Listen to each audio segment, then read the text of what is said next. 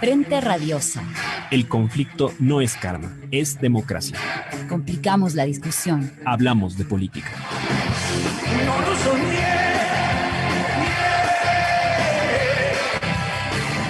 Deja que me figuro.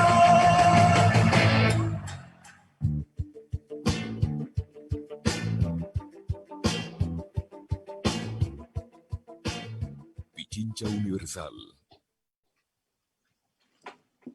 Bienvenidos todos y todas a un programa más de Frente Radiosa, un espacio comprometido con debatir y agitar la política. Soy Jairén Noriega y esta tarde me acompaña en la conducción Yura Serrano. Hola Jairén, saludamos a toda la audiencia de Pichincha Universal a través del dial 95.3 FM y 94.5 para el noroccidente de la provincia de Pichincha. Así también a quienes nos siguen desde cualquier otro punto del territorio nacional o de fuera del país a través del streaming de la página oficial de la radio o por el Facebook Live de Frente Radiosa. Hoy es viernes 16 de octubre y siendo las 18 horas con 4 minutos, iniciamos Frente Radiosa, porque la política no es karma, sino democracia. Hablamos de frente. Les recordamos que esta es una coproducción de Ecuador para Largo, el Foro de los Comunes. Aquí sí hay texto y registro Aurora. Pueden encontrarnos también en nuestras redes sociales, Facebook, Twitter, Instagram, Spotify e iVoox como Frente Radiosa. Agradecemos a Línea Dura, medio de comunicación digital ubicado en Nueva Jersey, quienes retransmiten Frente Radiosa para la comunidad migrante en Estados Unidos. A Ronnie por la coordinación técnica desde los estudios centrales y a todo el equipo editorial y de producción del programa. Esta tarde, para analizar el reciente cambio en la cartera de finanzas del gobierno, el tan cuestionado futuro de su ex titular y el rol desempeñado por él mismo durante este periodo, nos acompañan Diego Borja, economista y ex ministro de Economía y Finanzas, Vilma Salgado, economista y ex parlamentaria andina, y Tomás Chasson-Level, sociólogo y profesor invitado de Flaxo. Richard Martínez fue ascendido al Banco Interamericano de Desarrollo. El voto de Ecuador por el candidato de Trump al organismo fue recompensado con un puesto que ratifica la alineación del régimen con la agenda del ajuste estructural. Ni octubre ni los 5 pedidos de juicio político lograron la salida del principal ejecutor neoliberal, quien tomará su nuevo cargo con el vitoreo de los medios de comunicación y la minimización de la Constitución a un absurdo que no se debe acatar. Pero más allá de la cuestión de la legalidad, su ascenso muestra que el BID se prepara para condicionar la política económica de la región en un sentido ortodoxo en la pospandemia y que las élites criollas tendrán un papel preponderante en el asedio económico de los sectores populares. Entre los logros de este broker de bloque de poder está la reunificación de las élites, facultando su auge e incluso su radicalización política. Además, fue el artífice de la Trole 3, la discutida renegociación de bonos y del pago de la deuda en medio de la peor crisis que ha vivido el país.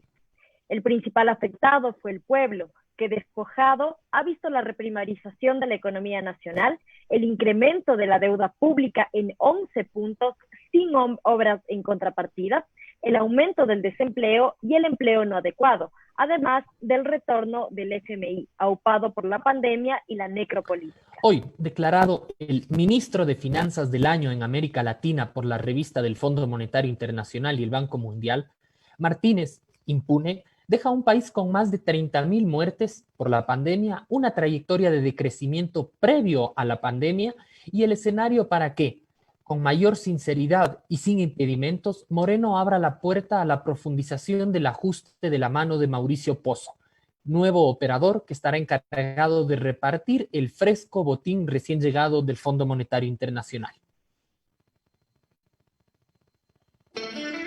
¿Qué elementos Política de explican el frente, porque vertiginoso la política ascenso? es cambio y conflicto. No lo soñé. Pichincha Universal.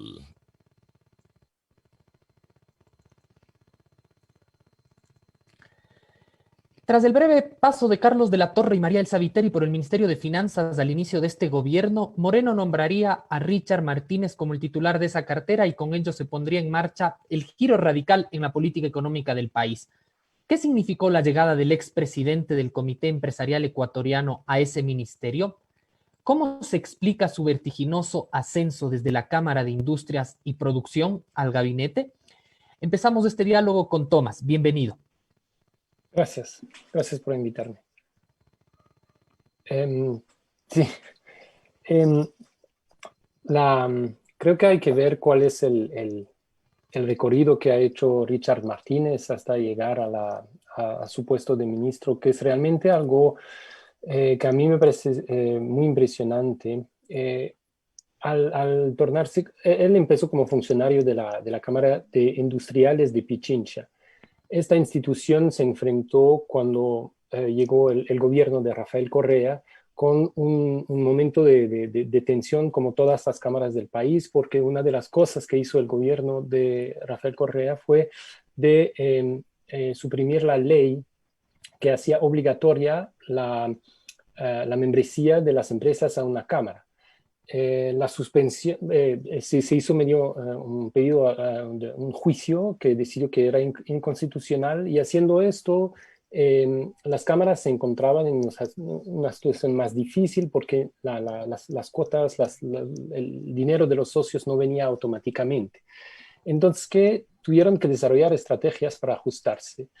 Y en medio de esto, las cámaras que no son siempre unidas frente a esto, se encontraron distintas estrategias, y la que adoptó la Cámara de Industriales de Pichincha fue, a mí me parece, de dos vertientes. Una vertiente fue de entrar en la competencia con otras cámaras para aglutinar a más socios dentro de su seno mismo, y por eso cambiaron de nombre. Ahora es la Cámara de Industrias y Producción, pero antes era la Cámara de Industriales del Pichincha. Y así que Industrias y Producción quería decir que se podían ampliar para ir a ver a otros sectores de negocio, y al suprimir el Pichincha, abrirse a más regiones. También esta línea fue seguida también por la Cámara de Industrias de la SUAY, que se transformó en la CIPEM, ahora tiene otro nombre también. Entonces, esto era una manera de renovar su actuación para aglutinar a más empresarios bajo unas líneas políticas en vez de una base únicamente sectorial. Era como terminar el ciclo corporativista que existía desde los años 60 en este tipo de situación. Richard Martínez estaba en la Cámara cuando eso pasaba. Entonces, que él realmente tenía una ideación de cómo hacer una estrategia para aglutinar, para agrupar a los empresarios detrás de un programa común. Eso era una tendencia. Y la otra tendencia fue realmente de tratar de desarrollar frentes comunes frente al gobierno, es decir, de no quedarse solo con su cámara, pero de ir a ver a espacios que podía ocupar para que las cámaras se unen. Así que no fue solo en la CIP. Richard Martínez desempeña un papel en el Comité Empresarial Ecuatoriano, que agrupa a varias cámaras y a federaciones de cámaras. También fue a la Federación Nacional de Cámaras de Industrias, por la cual él representó también a esta federación en instancias internacionales, y siempre con todo el discurso de agrupar, aglutinar, alinear los empresarios detrás de un programa común. Y toda la estrategia era tratar de confrontar el gobierno, no sobre una base que parezca ser solo ideológica, pero tener una contundencia técnica, es decir, unos argumentos para poder enfrentar al gobierno en su programa con cifras, con datos, con una postura así articulada. Así que realmente él ha tenido un papel de articulador de clase, sí que para decirlo así, para enfrentar el gobierno con los elementos del programa que no les gustaba. Y eso representaba también un cambio, porque hay que pensar que el gobierno de Correa era nuevas personas que llegaban al poder, sobre las cuales las élites económicas del país no tenían el mismo control, no tenían los mismos contactos para llamar al ministro y decirlo así. Entonces que ahí su estrategia le permitía ejercer una presión desde afuera, desde una otra posición nueva. Y creo que en esto el papel de Martínez es realmente algo especial, es una figura que jugó un papel central en toda esta trayectoria. Al pasar de los años también se agregó otra estrategia, que es la de desarrollar todo el frente del discurso de la responsabilidad social empresarial. Él se puso también al frente del proyecto 2030, de la Agenda de las Naciones Unidas, que trata de hacer que las empresas se visten de un discurso social para acercarse también a las instancias de poder y para promover que los programas sociales tienen que ser también gestión de las empresas privadas. Y entonces, en toda esta articulación realmente es un proceso largo en el cual logró posicionarse Martínez en un lugar central, pero como representante de muchos aparatos. No era solo él, pero como representante de todos estos aparatos, hasta que él negoció cuando al inicio del gobierno de Moreno, creo que en septiembre, octubre, hubo este comité sobre ahora se me fue el nombre, precios, negociación sobre la productividad y los precios. Tomás, disculpa, nos quedamos con eso para seguir profundizando con la siguiente pregunta, por favor. Muchas gracias.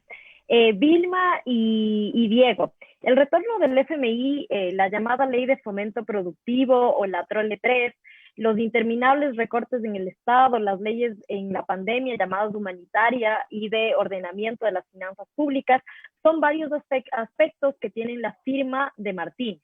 En ese sentido, la caída de todos los indicadores económicos y la precarización generalizada de la vida, incluso antes de la pandemia, parecerían funcionar como un incentivo antes que como un impedimento a la política económica del gobierno. En ese sentido, la pregunta sería, ¿qué ha hecho posible que se sostenga Martínez considerando el impacto nefasto de sus decisiones? Vamos contigo, Vilma. Bueno, en primer lugar, muchas gracias por la invitación. ¿Por qué se ha mantenido? Porque creo que esa ha sido la línea del gobierno del presidente Moreno. Es decir, el presidente Moreno se acercó completamente al Fondo Monetario Internacional y precisamente esta mal llamada Ley de Fomento de la Producción y el Empleo, que está vigente desde agosto del 2018, es decir, cuando ya era ministro de Finanzas Martínez, ¿no? Él fue nombrado ministro en mayo del 2018.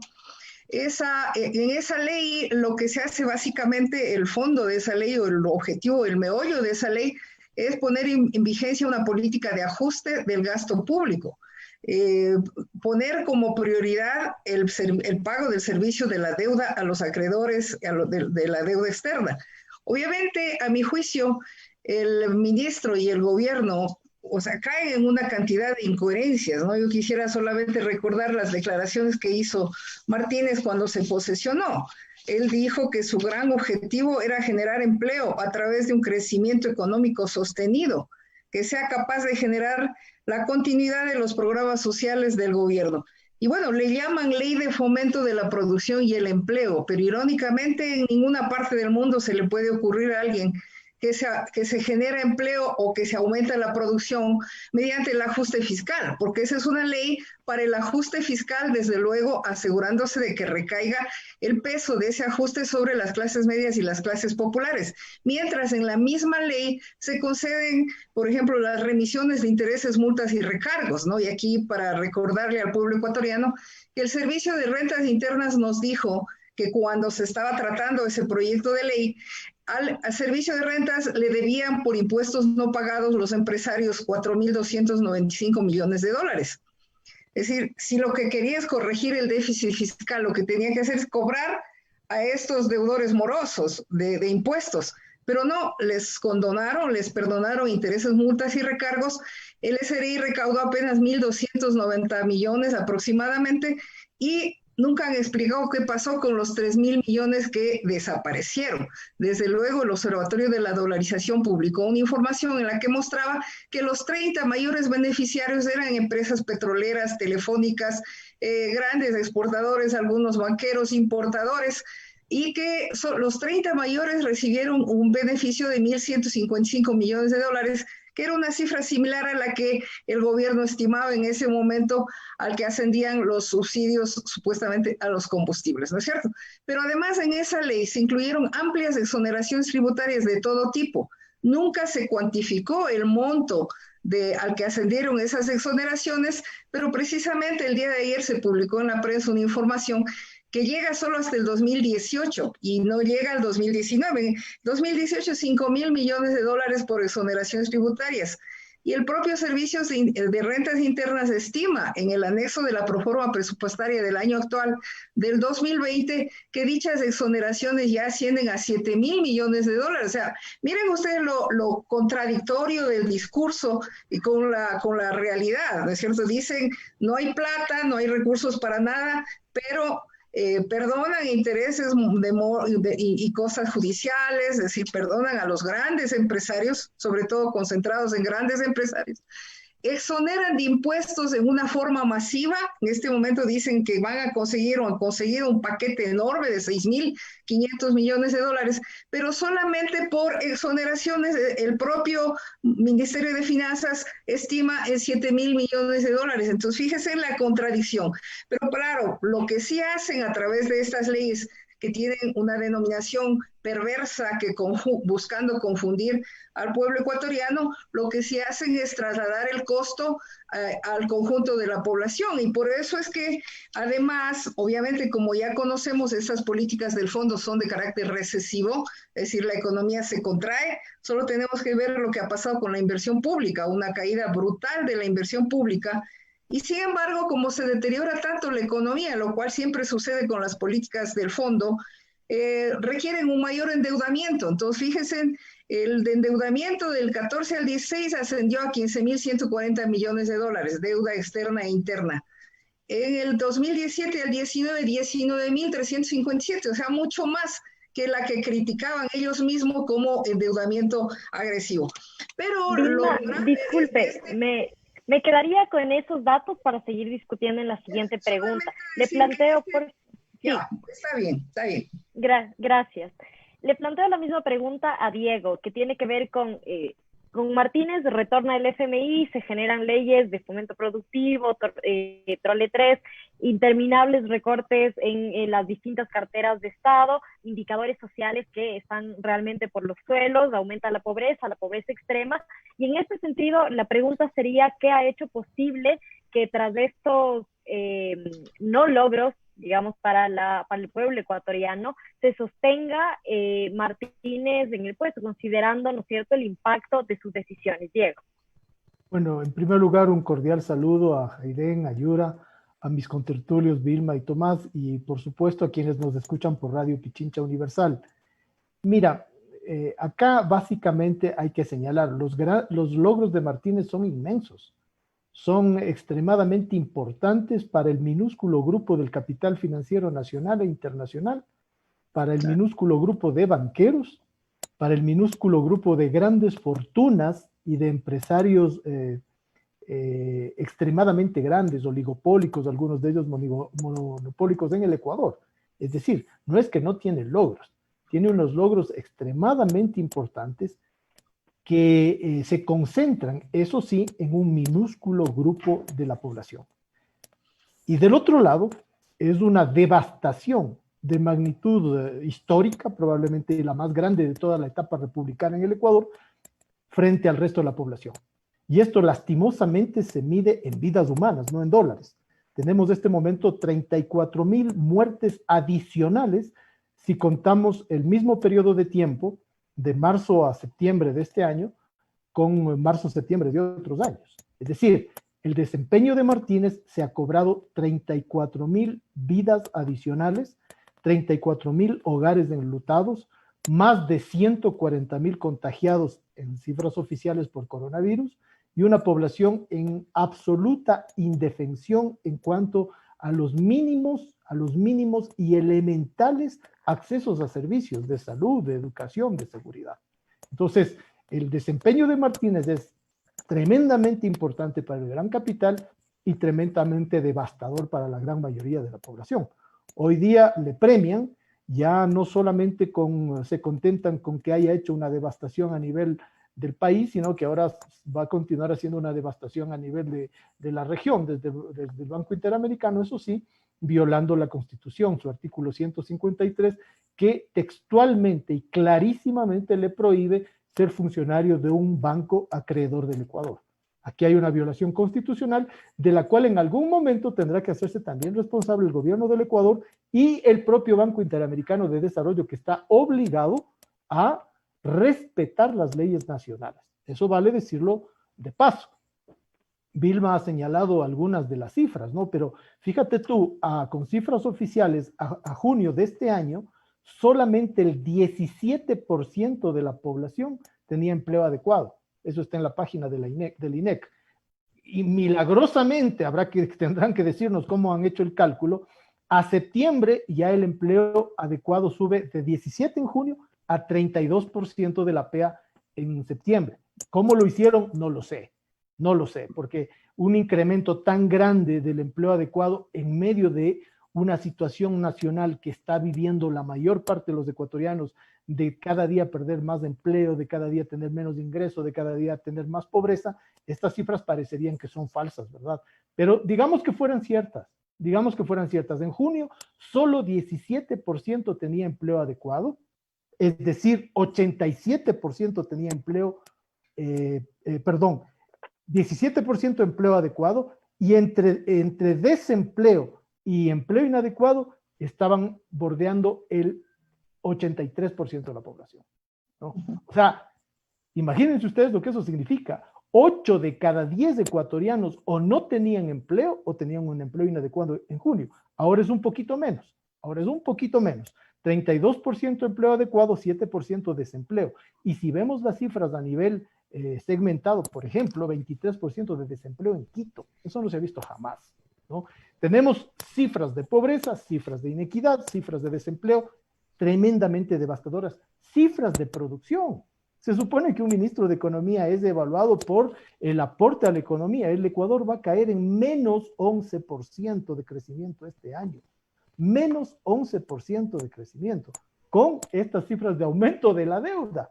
Entonces, imagínate tú, ¿cómo es lo que ha hecho este señor? Hace un acuerdo con el Fondo Monetario, hace un acuerdo con los tenedores de bonos de la deuda, a quienes les reconoce un precio de los títulos, valores que estaban totalmente depreciados en el mercado, les reconoce prácticamente a precio, a su valor nominal, ¿no? Muchas gracias, Diego. Nos quedamos con eso, enorme por favor. El beneficio para esta gente y enorme el perjuicio para la mayoría. Muchas gracias. Tomás, de la Cámara de Industrias de Pichincha, al igual que Martínez, también salieron figuras como Pablo Dávila, recordado además por ser parte del Consejo de Participación Ciudadana Transitorio, o Bernardo Acosta, también representante del Ecuador ante el BID. ¿Se puede caracterizar entonces a este gobierno como un gobierno de las cámaras o al menos como un gobierno favorable a un sector de ellas? Es una buena pregunta. Yo no sé si tan es el gobierno que se hizo representante de las cámaras o si son las cámaras que lograron entrar al gobierno. Ahí creo que hay una pregunta interesante, porque a mí me parece que ahí hay que analizarlo detenidamente, porque cuando se da la ruptura dentro de Alianza País, ¿no es cierto? A mi parecer, el gobierno estaba buscando nuevos aliados, estaba buscando formas de rearticular una línea económico-política para lograr mantenerse en el poder. ¿Y quién se ofrecía? ¿Quién estaba listo para asumir y proponer una línea rápidamente? Yo creo que realmente eso es una labor que las cámaras han venido construyendo porque ya sabían que iba a agotarse un poco el programa y estaban preparando los lugares y los actores para justamente ocupar los puestos que están ocupando ahora.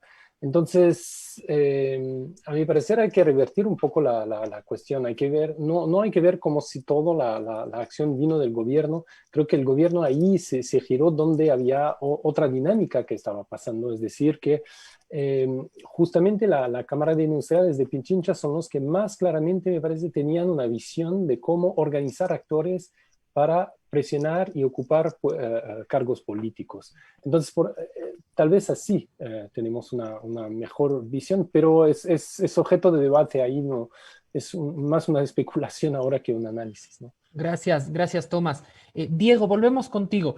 Tras conseguir varios acuerdos con los organismos multilaterales, Martínez no solo que no concluye sus funciones, además escapa de 5 pedidos de juicio político y consigue un ascenso. Sentarse en Washington tras haber negociado el voto del Ecuador por el candidato de Trump al Banco Interamericano de Desarrollo y haber hecho los deberes con las fuentes de endeudamiento. ¿Qué significa entonces la llegada del exministro al BID? Como decía hace un momento, es el reconocimiento de los grupos de poder, tanto nacionales como internacionales de poder económico, vinculados al capital financiero, a un funcionario, a un empleado de ellos. Porque lo que hizo Martínez es cumplir a cabalidad los requerimientos del Fondo Monetario Internacional de los tenedores de bonos de deuda del Ecuador, tenedores privados de bonos de deuda pública del Ecuador, de los bancos nacionales, que no han dejado de ganar un centavo durante la pandemia, al revés, han aumentado sus beneficios, y de las grandes fortunas. Y ejemplos muy simples. La salida de capitales se ha mantenido o se ha aumentado durante todo el ejercicio de Martínez. Datos del propio SRI. Las ganancias de los bancos se han aumentado durante la gestión de Martínez. Las negociaciones con los tenedores de deuda del Ecuador, de los bonos privados, los tenedores privados de deuda pública, ¿no?, han sido, creo que, inmejorables. Hubo una subasta el 19 de mayo de este año a 34 centavos de dólar los títulos, y él le reconoce al valor nominal prácticamente. Imagínate el enorme beneficio de haber comprado títulos a 34 centavos y haber renegociado prácticamente a 92 centavos, o sea, 3 veces más, ¿no? Tremendos beneficios para este grupo. Ellos, que constituyen un poder económico y político de nivel nacional y de nivel internacional, están premiando al funcionario y tirando una señal muy clara de que quien es un buen empleado, quien es servil y obsecuente con esas políticas, va a ser premiado. Pero ese premio es violatorio de leyes nacionales. Claro, la Constitución lastimosamente no estipula el castigo que se tendría que entregar a una persona que la viola, pero eso en manos de la Corte Constitucional en algún momento tendrá que tener un resultado, ¿no? Y, por supuesto, como decía también, el propio BID está incumpliendo leyes nacionales de un país signatario del Banco Interamericano. Eso no va a quedar impune, ¿verdad? Clarísimo, Diego. En este momento nos vamos a la pausa. Nos queda pendiente la intervención de Vilma, con la que regresamos después de este corte. Hola, amigos de Radio Pichincha Universal. Les saluda Luis Supliguicha Cárdenas del colectivo Espejo Libertario. La memoria nos lleva a vivir momentos y sensaciones maravillosas a través de los sonidos que acarician el alma. Escuche Déjà Vu, de lunes a viernes de 21 a 22 horas por los 95.3 y 94.5 en el noroccidente de Pichincha. No falte a este encuentro con sus mejores vivencias. Déjà Vu, tu música, tu historia. ¿Qué fue primero, el huevo o la economía? Hola, soy Giovanni Manosalvas, uno de los coproductores del programa ¿Qué fue primero, el huevo o la economía? Y estoy aquí para invitarte a escuchar el programa Entre Telones. Oiga, pana, tengo algo que le puede interesar, brother. 1, 2, 3, va. Un encuentro con el cine, el teatro y las artes escénicas. En estas cosas, si una se lanza, tiene que llegar hasta las últimas consecuencias. La cita entonces es todos los viernes de 19 a 20 horas.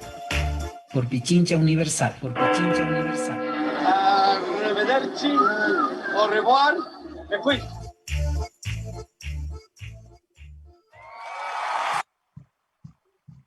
Porque la música también revoluciona, te toca y detona emociones y sensaciones. Pavel Muñoz, conductor de Frecuencia Política, te invita a escuchar el programa Al Sur del Cielo, todos los viernes a las 20 horas por la señal de Pichincha Universal.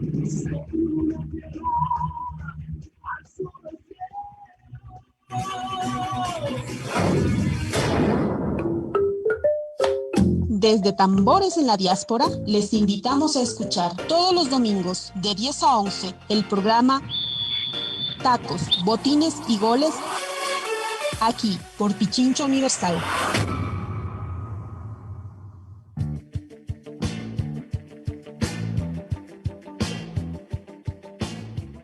Pichincha Universal.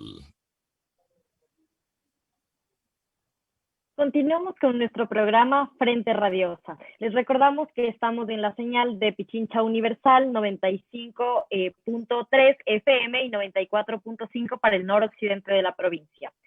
Vamos con usted, Vilma. Como reemplazo de Martínez, Moreno nombró a un viejo conocido del puesto, Mauricio Pozo, exministro de Economía con Lucio Gutiérrez y además ex candidato a la vicepresidencia de la República por el Partido Social Cristiano.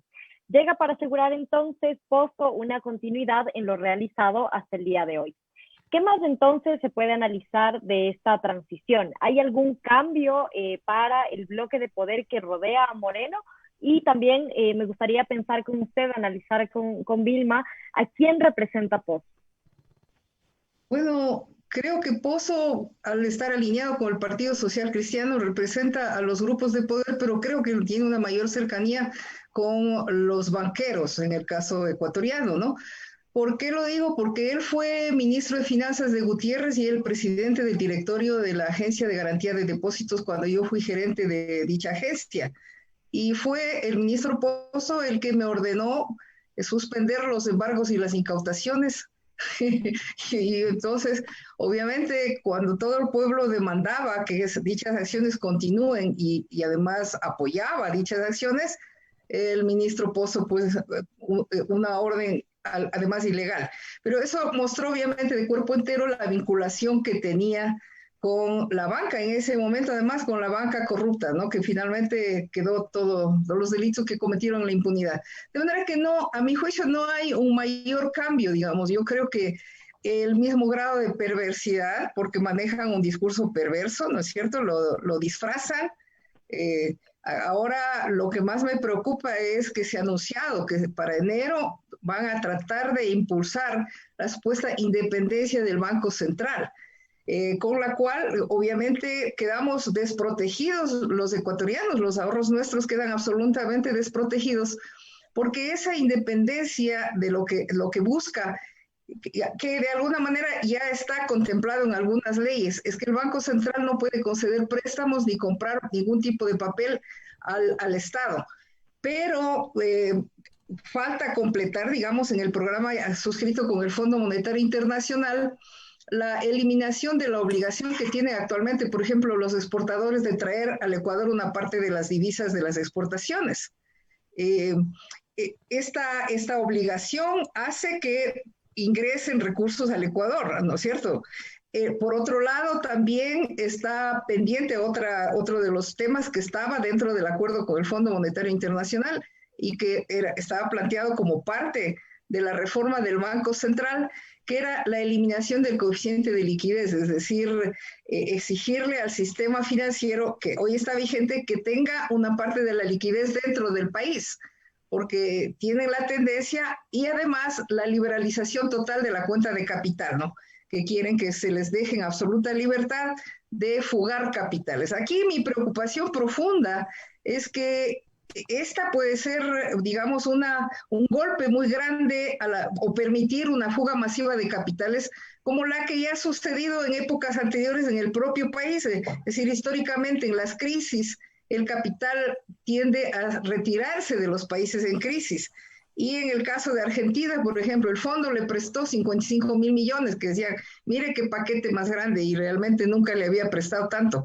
Desembolsó 45.000 millones, pero luego Macri abrió la cuenta de capitales y fugaron entre 80 a 100.000 millones de dólares.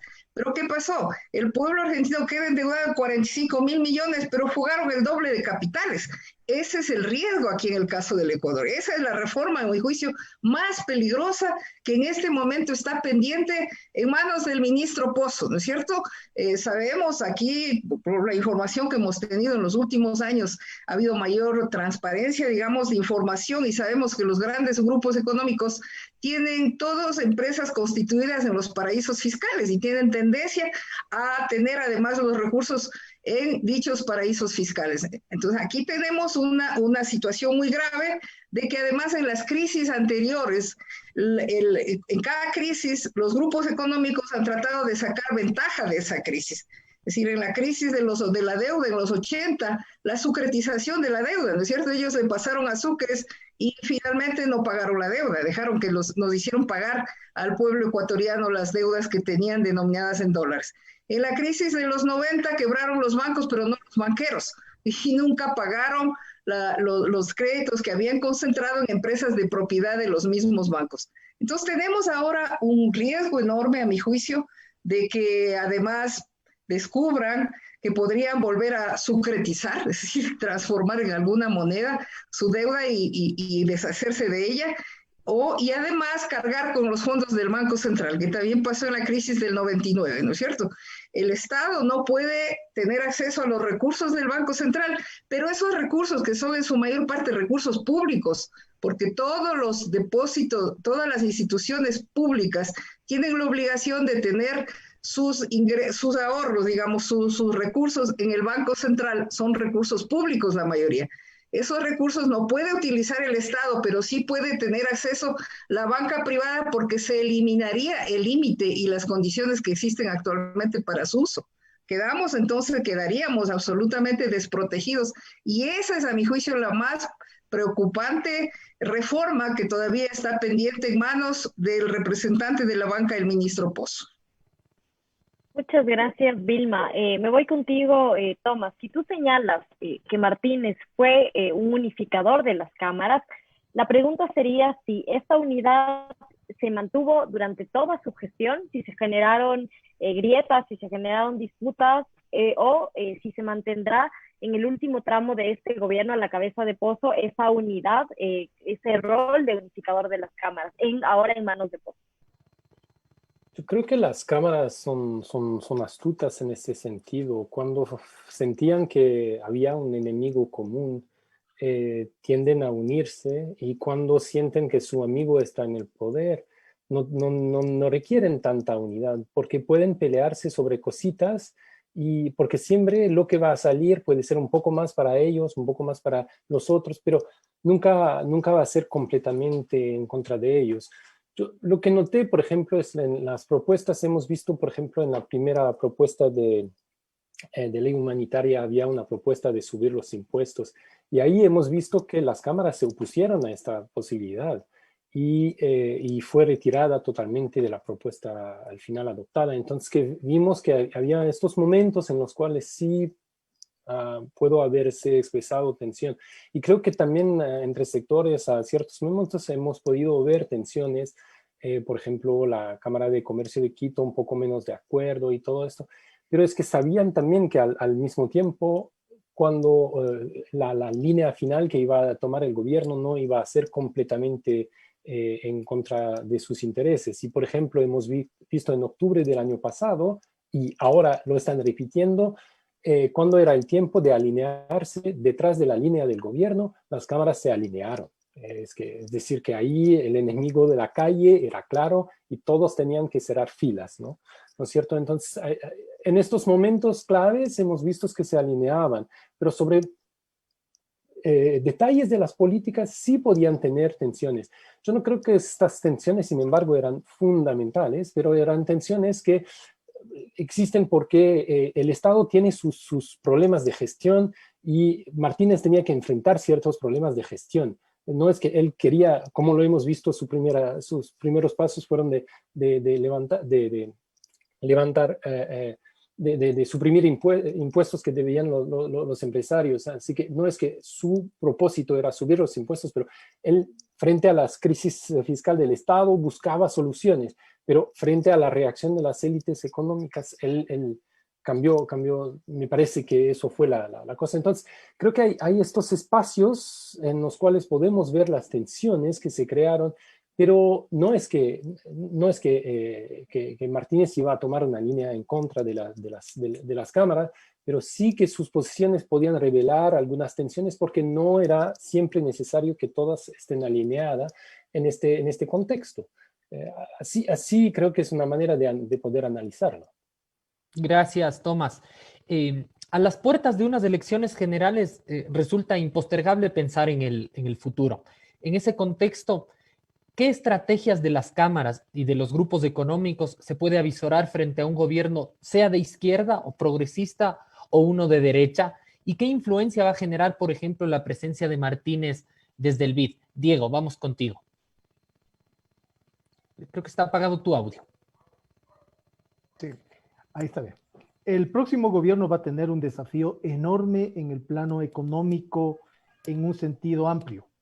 Si nos atenemos a las definiciones de política económica que está en la Constitución, que hay que respetarlas, que es el máximo nivel de crecimiento y de empleo sostenible en el tiempo, ¿no? No es el mínimo de déficit fiscal, no es el mínimo déficit comercial, no, es el máximo nivel de crecimiento y empleo sostenible en el tiempo. Ese desafío el próximo gobierno lo va a tener en cualquier caso, sea de una tendencia de derecha o sea de una tendencia de izquierda. Va a encontrar un país devastado en el plano productivo, en el plano del empleo, en el plano de lo social, en el plano de lo fiscal, en el plano de lo externo, etcétera, etcétera. Entonces, ese es un desafío ahí presente, porque si no atiende ese desafío, va a tener un desequilibrio en el ámbito social, un descontento público cada vez más generalizado, un descontento social cada vez más generalizado.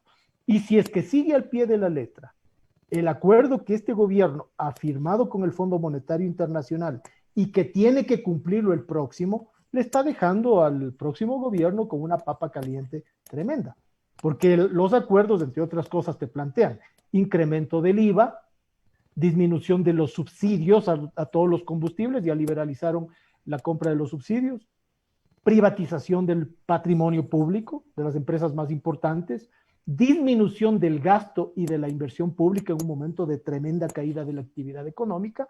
Entonces, es un paquete que en vez de acuerdos, que en vez de contribuir de alguna manera a que este desafío sea posible de enfrentarlo por parte del próximo gobierno, le deja con una situación muy complicada. Si es un gobierno a la izquierda, va a tener que redefinir el acuerdo con el Fondo Monetario Internacional. Yo no digo desconocerlo, y por lo siguiente, el Ecuador es signatario de todo el sistema de Naciones Unidas, incluyendo su sistema económico, y tiene todo el derecho de acudir a los organismos multilaterales como el Fondo Monetario, como el Banco Mundial, como el Banco Interamericano para conseguir recursos. Lo que no puede hacer es aceptar una condicionalidad que destruya y desequilibre aún más la economía y la democracia.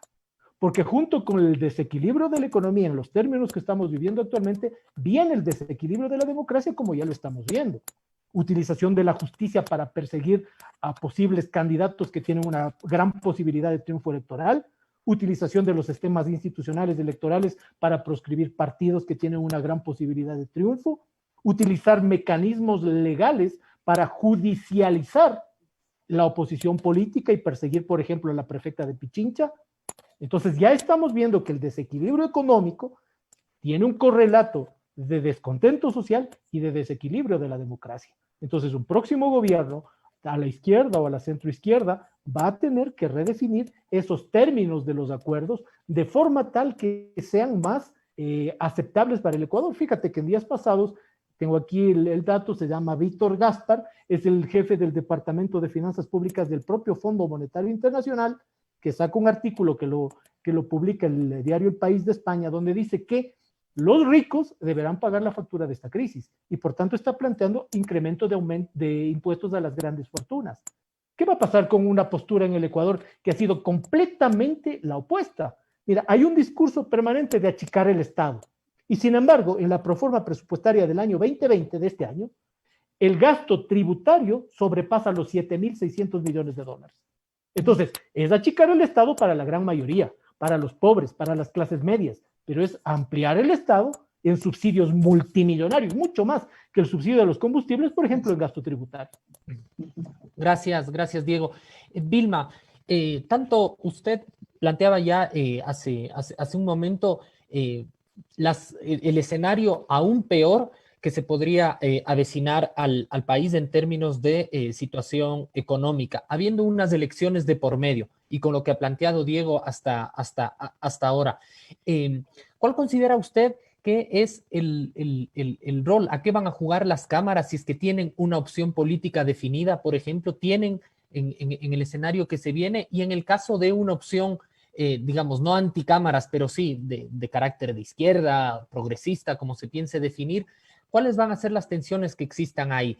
¿Cuál sería entonces la representación de las cámaras en la próxima elección? ¿Y cuál la posibilidad o el margen de acción que existe de una opción progresista, popular? Bueno, yo creo que en las cámaras yo sí creo que hay divisiones en este momento. Por ejemplo, la pequeña industria, la mediana industria, todo el sector turístico, el sector comercial está totalmente afectado. Y, por ejemplo, he escuchado ya voces pidiendo una reducción sustancial de las tasas de interés y mejores condiciones del financiamiento, cosa que no ha sucedido hasta ahora porque parecería que no hay autoridad en el Ecuador. Es decir, no hay una autoridad que, a pesar de que en todas partes del mundo están reduciéndose las tasas de interés, en el Ecuador resulta que les van a liberalizar, es decir, no, y además en plena pandemia. Incluso se dio una disposición en aquella ley llamada de apoyo humanitario. En esa ley, la Asamblea sugirió que se haga un estudio para que se rebajen las tasas de interés, pero al día siguiente la superintendente de bancos dijo que ella ya había hecho el estudio y que no hay nada que hacer, no hay nada que rebajar.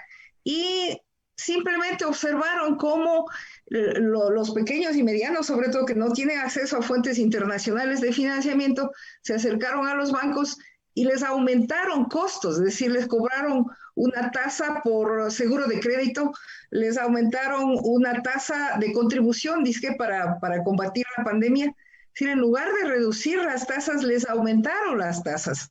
Entonces, ahí hay una fricción, obviamente, porque ustedes conocen que las tasas de interés en el Ecuador, en un país dolarizado que no tiene riesgo de devaluación y que no tiene riesgo de inflación, porque hemos tenido deflación en los últimos meses, dada la profundidad de la recesión, las tasas de interés y el sistema financiero es el único que sigue boyante, ¿no? Sigue con utilidades crecientes y no hay autoridad que ponga algún orden. Entonces, a mi juicio, una alternativa, un gobierno alternativo, tiene que ir por una profunda reforma financiera. Es decir, aquí tenemos producción de alimentos, por ejemplo, ¿no? Gracias al sacrificio de los agricultores y agricultoras, tenemos disponibilidad de alimentos, pero en la pandemia muchos de esos productores estaban dejando de producir porque no podían llegar a los mercados. Y allí, por ejemplo, la utilización de la billetera móvil, que es un mecanismo, un instrumento tecnológico, es yo creo que algo que puede un gobierno alternativo ponerlo en operación, creando incluso algún fondo de garantía para que la población no se confunda y no crea que el uso de la billetera móvil significa salir de la dolarización, que no lo significa. Es un mecanismo tecnológico similar a cuando se utiliza una tarjeta de crédito, ¿no es cierto? Es simplemente un mecanismo tecnológico que está muy utilizado y ahí valdría la pena analizar y conocer la experiencia en China, por ejemplo.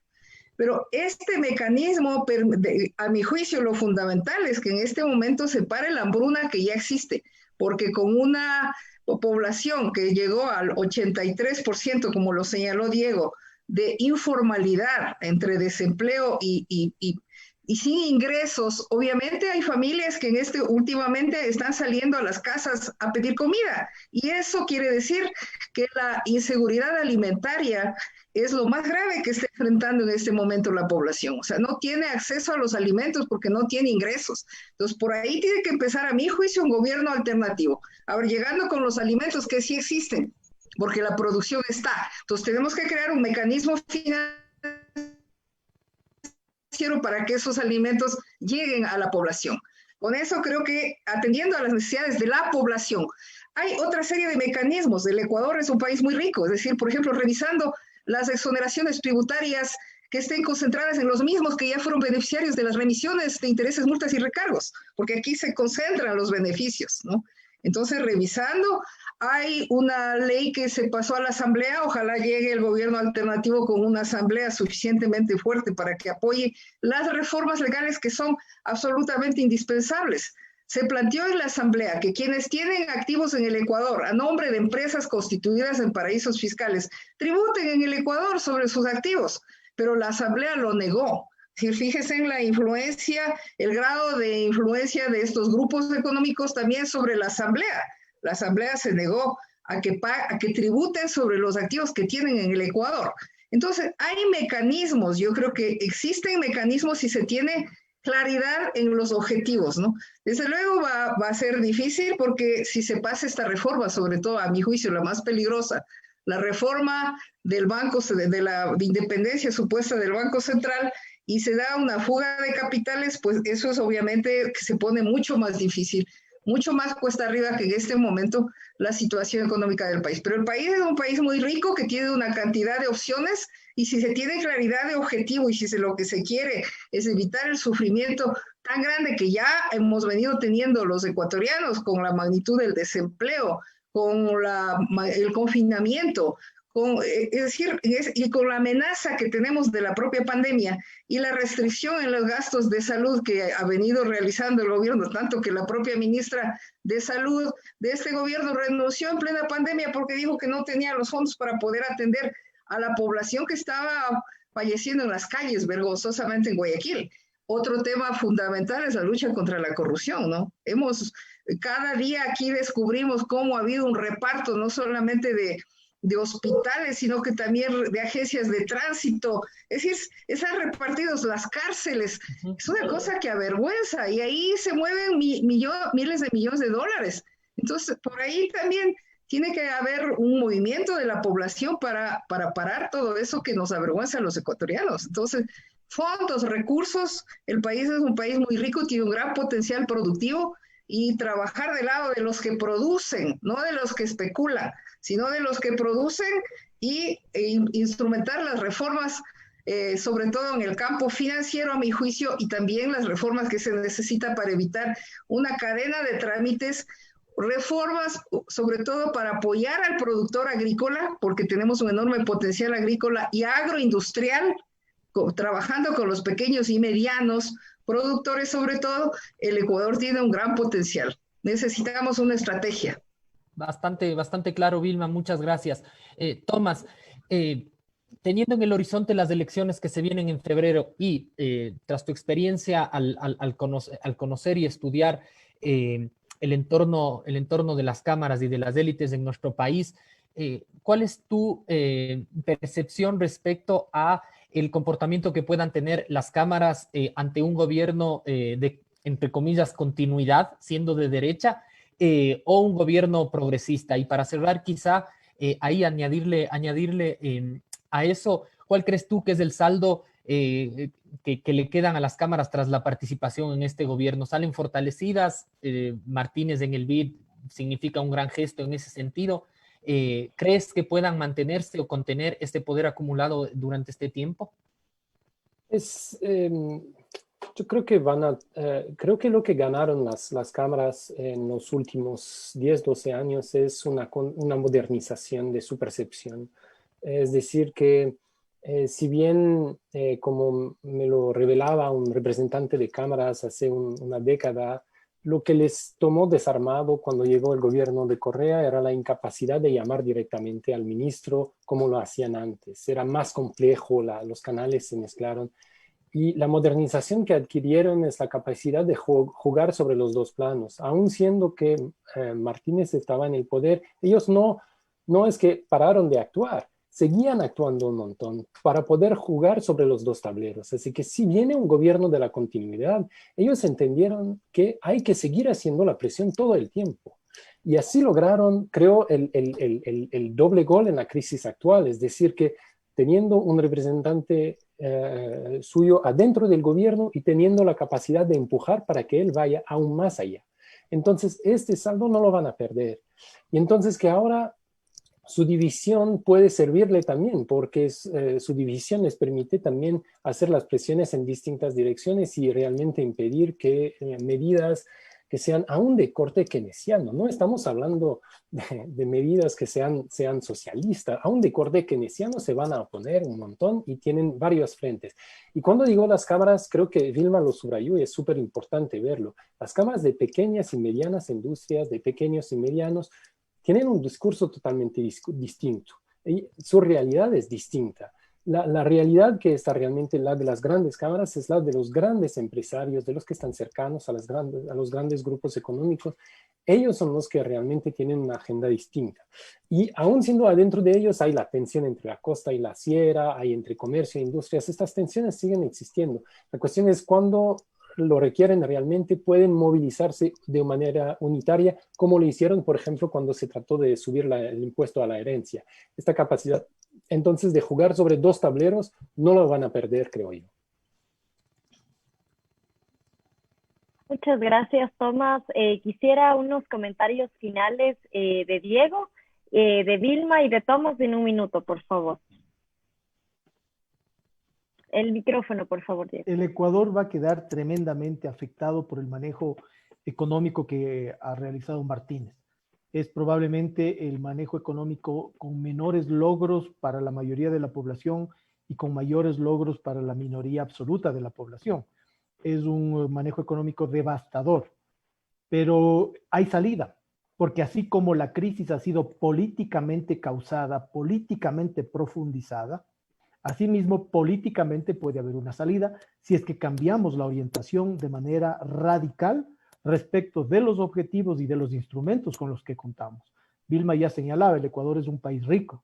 Si ponemos los objetivos del ser humano por delante, que además en este momento son clarísimos, defensa de la vida, defensa de la salud, defensa de la educación, defensa de la alimentación por delante, y utilizamos los instrumentos que están a disposición de los gobernantes, podemos cambiar radicalmente el curso de la historia que Martínez ha realizado en términos devastadores para la mayoría. Muchas gracias, Diego. Vilma, un minuto, por favor, conclusiones. Sí, bueno, yo creo que el Ecuador nuevamente tiene un gran potencial en el campo de la producción de alimentos.